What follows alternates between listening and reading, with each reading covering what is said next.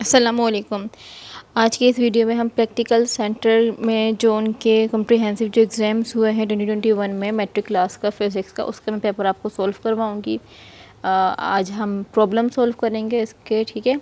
तो प्रॉब्लम का जो क्वेश्चन नंबर 7 था वो मैं आपको सॉल्व करवा चुकी हूँ। वो 2 पार्ट में है, मैंने ये बात आपको उस वीडियो में भी बताई थी कि यहाँ जो इन्होंने प्रॉब्लम दिए हैं अपने इस पेपर में, उसमें क्या किया, जैसे 7 है ना, तो 7 के अंदर 2 प्रॉब्लम है और करके गिवन है यहाँ पे, ठीक है। तो एक जो 7 का जो पहला वाला जो पार्ट था वो मैंने आपको मतलब समझा दिया था, और जो उसका जो और करके जो दूसरा वाला है वो भी मैंने एक अलग पार्ट में करके समझाया था। मतलब क्वेश्चन नंबर 7 2 पार्ट में है, आपको वो मिल जाएगा। अब जो हमें स्टार्ट करना है वो हमें 8 प्रॉब्लम स्टार्ट करना है, और 8 प्रॉब्लम के अंदर 3 प्रॉब्लम है, मतलब और करके ये क्वेश्चन नंबर 8 में भी 3 प्रॉब्लम है। तो हम आज ये 8 सोल्व करेंगे। तो हम स्टार्ट करते हैं आज की वीडियो पे। लेकिन अगर उससे पहले आपने अभी तक मेरा चैनल सब्सक्राइब नहीं किया है तो पहले आप उसे सब्सक्राइब कर दें, उसे लाइक करें, उसे शेयर करें। तो हम स्टार्ट करते हैं 8 पे, ठीक है। तो 8 में क्या लिखा है, A force F is acting at an angle of 60 degree with x axis. कि यहाँ पे क्या है कि फोर्स अप्लाई हो रही है कितने एंगल पे, 60 डिग्री के एंगल पे हमारे पास क्या है, फोर्स अप्लाई हो रही है। If the X component is 50 newton, अगर उसका एक्स कॉम्पोनेंट 50 न्यूटन है। Find the magnitude of the force and Y component. हमें क्या करना है, फोर्स का मैग्नीट्यूड फाइंड करना है और साथ में हमें उसका वाई कॉम्पोनेंट फाइंड करना है, ठीक है। तो अब हम इसको सॉल्व करते हैं। और अगर ये आपको सही से ये नज़र नहीं आ रहा हो तो आप जो है ये बुक में चैप्टर नंबर 5 के जो सॉल्व एग्जाम्पल है 5.3, ये उसी की तरीके से, थोड़ा सा पूरा वो नहीं है लेकिन ये 5.3 की तरह है, ठीक है। तो आप बुक खोलें, चैप्टर नंबर 5 की जो सॉल्व एग्जाम्पल है 5.3, आप वो चेक करें, तकरीबन आपको उसकी तरह ही ये मिलेगा, ठीक है। तो हमें यहाँ पे क्या गिवन है, उन्होंने हमें कहा है कि हमने जो है फोर्स अप्लाई की है कितने एंगल पे, 60 डिग्री के एंगल पे। उसका जो एक्स कंपोनेंट है वो 50 न्यूटन है, जो वाई कंपोनेंट है और जो मैग्नीट्यूड ऑफ फोर्स है वो हमें क्या करना है, हमें फाइंड करना है। तो हम बना लेते हैं इसका डेटा। ये हम बनाएंगे 8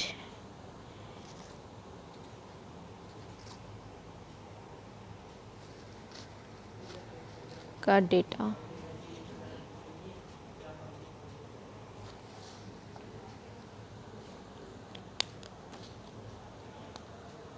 तो हमें यहाँ पर जो गिवन है वो गिवन है, एंगल गिवन है जो कि हमारे पास है 60 डिग्री, ठीक है। थीटा को मतलब एंगल को हम थीटा से डिनोट करते हैं, वो हमारे पास है 60 डिग्री। और हमें इन्होंने कहा है कि एफ एक्स मतलब जो हॉरिजॉन्टल कंपोनेंट उसे हम एफ एक्स कहते हैं।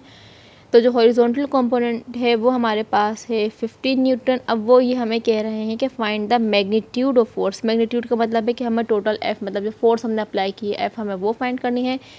साथ में वर्टिकल कंपोनेंट मतलब एफ वाई हमें फाइंड करना है, ठीक है। थीटा गिवन है, एफ एक्स हमें गिवन है, मतलब हॉरिजॉन्टल कंपोनेंट हमें गिवन है।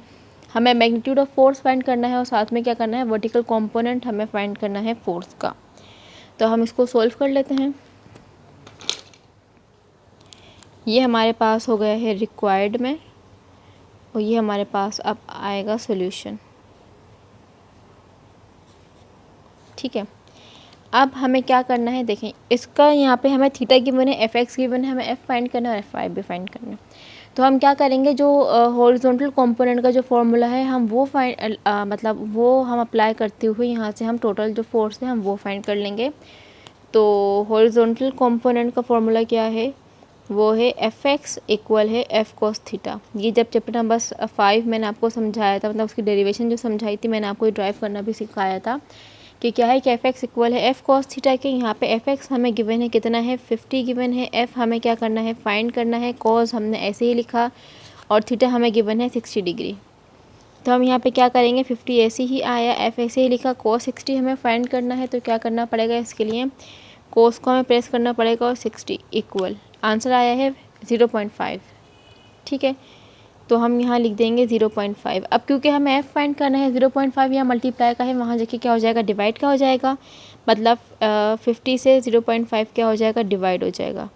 तो अब हम यहाँ से जब हम 50 को 0.5 से डिवाइड करेंगे तो आंसर हमारे पास आएगा 100, ठीक है, तो यहाँ पे हमारे पास फोर्स कितनी आ गई है, फोर्स हमारे पास है 100 न्यूटन। थीटा गिवन था, एफ एक्स गिवन था, हमें एफ और एफ वाई फाइंड करना था। एफ हमने फाइंड कर लिया है हॉरिजॉन्टल कंपोनेंट से। अब हमें क्योंकि वर्टिकल कंपोनेंट फाइंड करना है, एफ वाई फाइंड करना है, तो वो भी हम इसी तरीके से फॉर्मूला से अप्लाई करेंगे, क्योंकि हमारे पास जो फॉर्मूला है वर्टिकल कंपोनेंट का वो क्या है कि एफ वाई इक्वल है एफ साइन थीटा के, और एफ वाई हमें फाइंड करना है, एफ हमने अभी अभी फाइंड किया है जो कि है 100, साइन हमने साइन की जगह साइन लिखा, थीटा की जगह हमने लिख दिया है 60 डिग्री। अब क्या होगा, एफ वाई ऐसे ही लिखा, 100 भी हमने ऐसे ही कॉपी किया, साइन 60 हमें फाइंड करना है, तो हम फाइंड कर लेते हैं साइन 60 जो कि इक्वल होता है 0.866 के।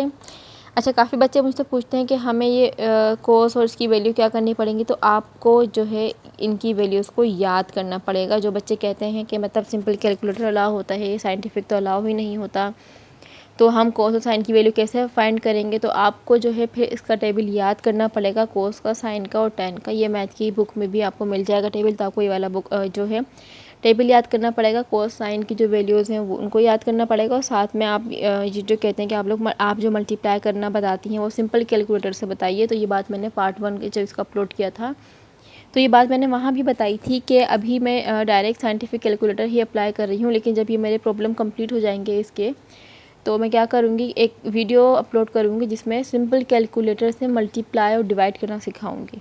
ठीक है, फिर मैं आपको वहाँ सिंपल कैलकुलेटर किस तरीके से हम यूज़ करते हैं मैं उसमें एक अलग सी वीडियो बनाऊँगी। अगर मैं इसमें समझाऊँगी तो वो वीडियो काफ़ी लेंथी हो जाएगी।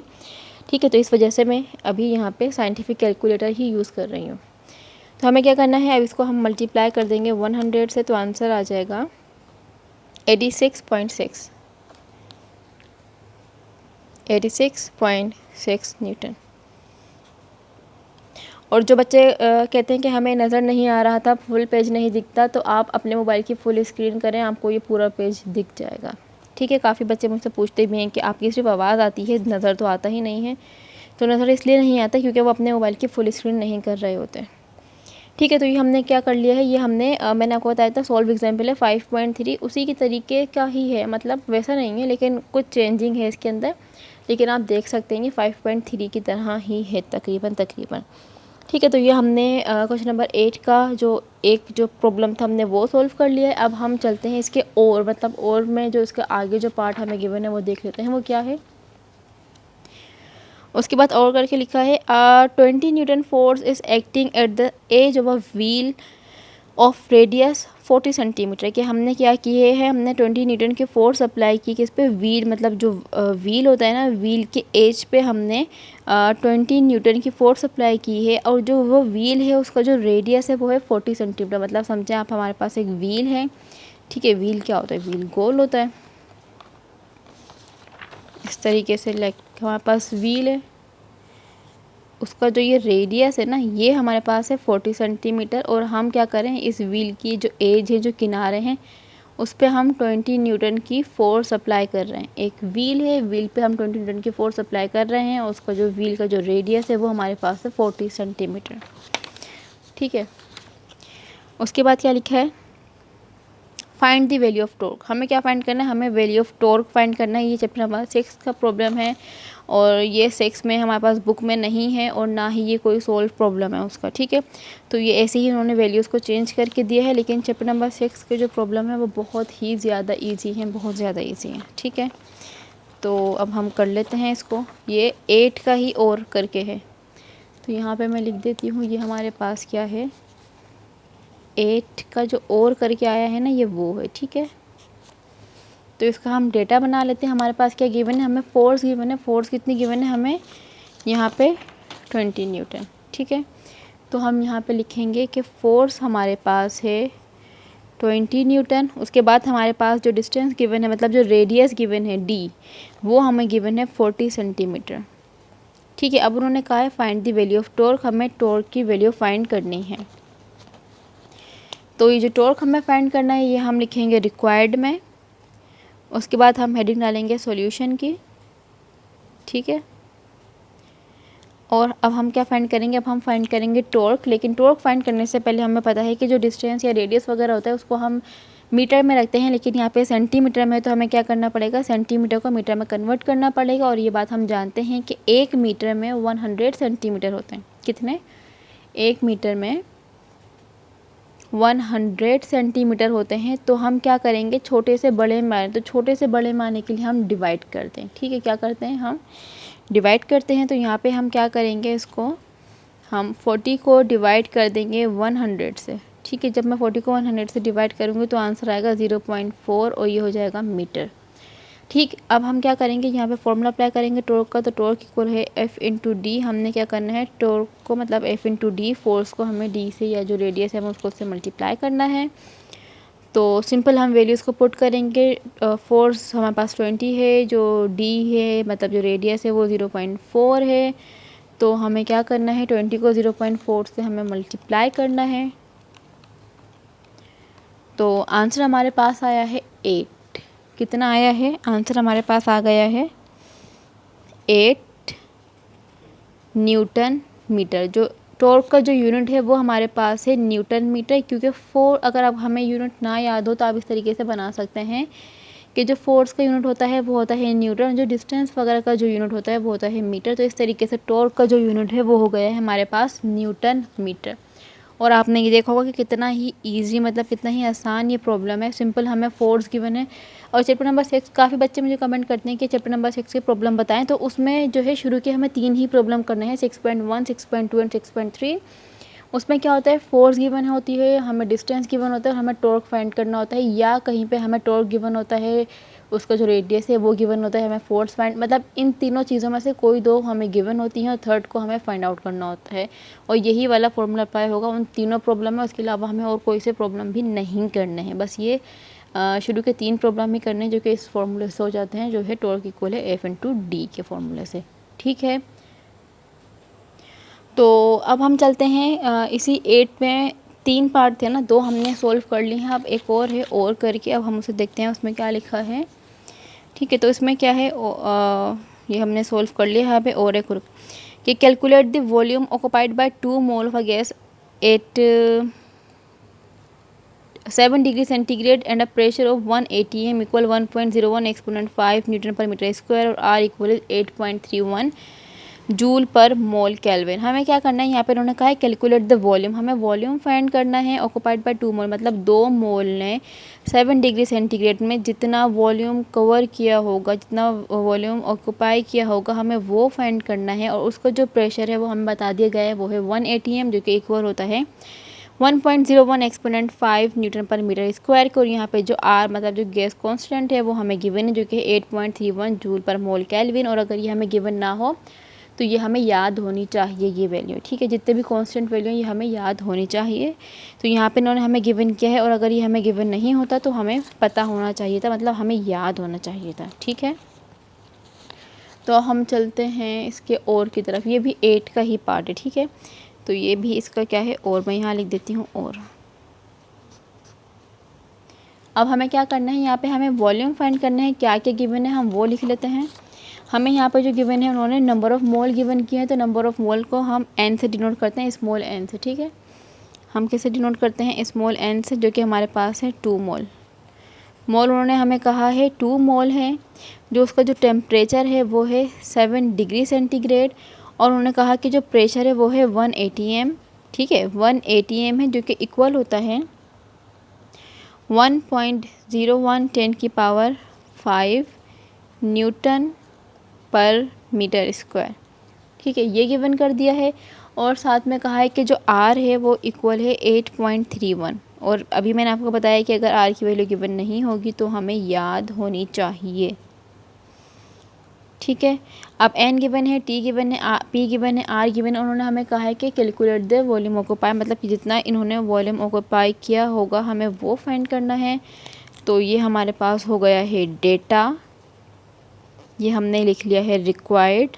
और अब हम करेंगे इसको सोल्व करने से पहले हम चेक कर लेंगे कि क्या हमारे तमाम यूनिट SI यूनिट में है या नहीं। तो आप यहाँ पे देख सकते हैं कि जो टेम्परेचर है वो डिग्री सेंटीग्रेड में, लेकिन इसको जो है केल्विन में होना चाहिए था। तो हम क्या करेंगे, इसको केल्विन में कन्वर्ट करेंगे। तो केल्विन में कन्वर्ट करने के लिए सिंपल हम क्या करते हैं, 273 को ऐड कर लेते हैं। तो आंसर हमारे पास क्या आया है, आंसर हमारे पास आएगा 280 केल्विन। ठीक है, अब यहाँ पे हम क्या करेंगे, यहाँ पे हम जनरल गैस अप्लाई करेंगे। अगर किसी को ये मतलब नहीं दिख रहा प्रॉब्लम तो अपने मोबाइल की वो फुल स्क्रीन कर लें तो उनको ये पूरा प्रॉब्लम दिख जाएगा। ठीक है, अब हमें क्या करना है, इसको सॉल्व करना है। एन गिवन है, टी गिवन है, पी गिवन है, आर गिवन है, हमें वी फाइंड करना है। तो यहाँ पे हम अप्लाई करेंगे जनरल गैस इक्वेशन जो कि है पी वी इक्वल है एन आर टी के। हमें सब कुछ गिवन है, वी हमें फाइंड करना है। और ये प्रॉब्लम हमारे ये है चैप्टर नंबर 11 का सॉल्व प्रॉब्लम है 11.3। ठीक है, ये 11.3 है, सॉल्व प्रॉब्लम है चैप्टर नंबर 11 का। आपको ये वहाँ पे मिल जाएगी सॉल्व प्रॉब्लम। ठीक है, तो हम क्या करेंगे, यहाँ पे ये वैल्यूज़ को फाइंड कर लेंगे। वी हम यहाँ रखेंगे, पी यहाँ मल्टीप्लाई में, वहाँ जाके डिवाइड में। मैं ये डायरेक्ट स्टेप कर रही हूँ। एन की जगह मैं 2 लिखूँगी, आर की जगह लिखूँगी 8.31, टी की जगह आ जाएगा 280 डिवाइडेड बाय पी हमारे पास क्या था, पी हमारे पास है 1.01 10 की पावर 5। सिंपल हमें क्या करना है, इनको मल्टीप्लाई करना है और इसको डिवाइड करना है और आंसर हमारे पास आ जाएगा। तो मल्टीप्लाई कर लेते हैं, 2 मल्टीप्लाई 8.31 मल्टीप्लाई 280 इक्वल ये आया, डिवाइडेड बाय 1.01 एक्सपोनेंट 5। ये मैं डायरेक्ट कर रही हूँ, आप बारी बारी करके लिख लें। ठीक है, तो इसका आंसर आया है 0.046। तो वॉल्यूम हमारे पास आ गया है 0.046 मीटर क्यूब।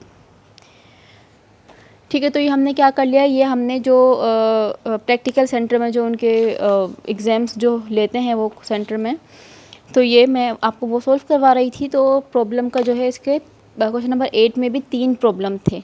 ठीक है, तो हमने तीनों ही सॉल्व आपको करवा दिए हैं। तो पहला जो था हमारे पास सॉल्व एग्जाम्पल 5.3 की तरह ही था, कुछ कुछ मैच करता हुआ था। और जो उसका और में जो सेकंड जो प्रॉब्लम था वो चैप्टर नंबर 6 में था, लेकिन वो ना ही बुक का था ना ही वो सॉल्व प्रॉब्लम था, वो बस वैल्यूज़ उन्होंने उसकी चेंज कर दी थी। ठीक है, अच्छा, अब जो थर्ड जो प्रॉब्लम है वो हमारे पास है सॉल्व प्रॉब्लम 11.3। तो ये हमने एक मतलब क्वेश्चन नंबर 8 पूरा सॉल्व कर लिया है। अगर आप और ये हमारे पास जो है पार्ट 3 होगा। ठीक है, इस वीडियो का। तो अगर आपको इसमें जो भी कोई कन्फ्यूजन या कुछ भी आपको मुझसे पूछना हो तो आप मुझसे पूछ सकते हैं। और बाकी के जो आप देख सकते हैं, बाकी जो ये जो प्रॉब्लम है 9, 10 और 11, इसको मैं अलग पार्ट में जो है इंशाल्लाह अपलोड करूँगी। आप ये पूरी वीडियो देख लें ताकि आपको ये प्रैक्टिकल सेंटर का जो ये पूरा पेपर है ये आपको समझ आ जाए। ठीक है, कुछ भी पूछना हो तो आप मुझसे पूछ सकते हैं। अगर आपने अभी तक मेरा चैनल सब्सक्राइब नहीं किया तो आप काइंडली पहले उसे सब्सक्राइब कर दें, उसे लाइक करें, उसे शेयर करें। अपना ख्याल रखें। अल्लाह हाफिज़।